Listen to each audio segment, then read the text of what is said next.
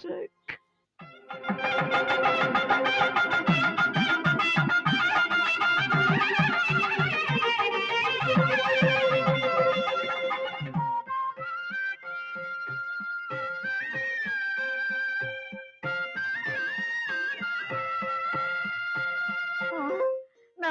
నా తల్లి అచ్చు రతీదేవిలా ఉన్నావు. సర్లే వెళ్ళమ్మా. ఇదిగో చూడు, పడుకునేప్పుడు మనసాన్ని కళ్ళకద్దుకో, 10వ రోజే నెల తప్పుతావు. బామ్మ, పెళ్లి రోజునే శోభనానికి ముహూర్తం పెట్టించారేమిటి? మరి కక్కుర్తిగా. కకృతి కాదే, ఎర్రి ముఖమా. రేపటి నుంచి మళ్ళీ ముహూర్తాలు లేవు, మూడం వస్తుంది. అయినా తాళిబొట్టు మెళ్ళలో పడ్డ తర్వాత ఎన్నాళ్ళు ముడుచు కూర్చుంటావు? ఛీ! ఏమంటుందే బామ్మ? మిమ్మల్ని కూడా తోడు తీసుకెళ్ళమంది. సిగ్గు లేకపోతే సరి. ఎక్కడికి మేము రాడి. పదండి.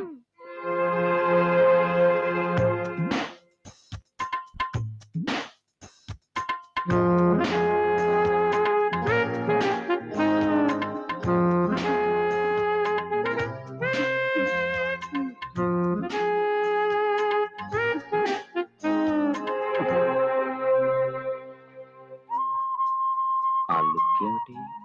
కొంపదీసి శోభనం కానిద్దాం ఉంటుందా? ఏంటి అట్టా చూస్తున్నాడు? మీద పడి రక్కాడు కదా. ఇలా వణుకుతున్నానంటే నాకేదో శోభనం కొత్త అయినట్టు. ఏమిటి ఏదో కొనుక్కుంటున్నాడు? కొంప ముచ్చడు కదా.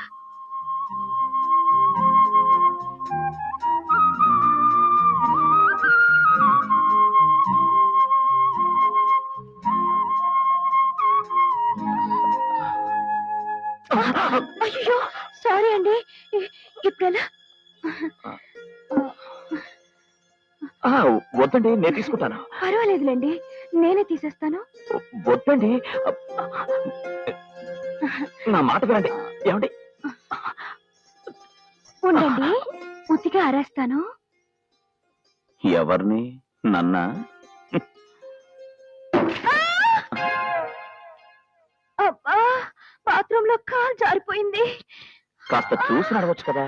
నడుము మీద తగిలిన దెబ్బ అంత తొందరగా తగ్గదు. మినిమం 15 డేస్ పడుతుంది. 15 రోజులు కాకపోతే నెల పట్టనివ్వండి. అసలు నడుమంటూ ఉంటే ఎప్పటికైనా నడవచ్చు. అమృతాంజన రాయమంటారా? మీకెందుకండి శ్రమ? శ్రమే ఉందండి. ఆవిడ నడుముకు రాయడం నాకు అలవాటేగా. ఆవిడెవరు? మా బామ్మ. బామ్మ. ఓహో, మీకు బాముందా? ఉండేది. ఇలా నడుము నొప్పితోనే పోయింది. అమ్మో. అందుకే మీరు రెస్ట్ తీసుకోండి, నేను పడుకుంటాను కింద.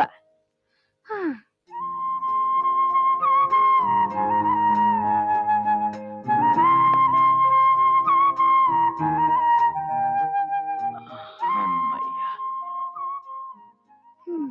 అమాయకుడు.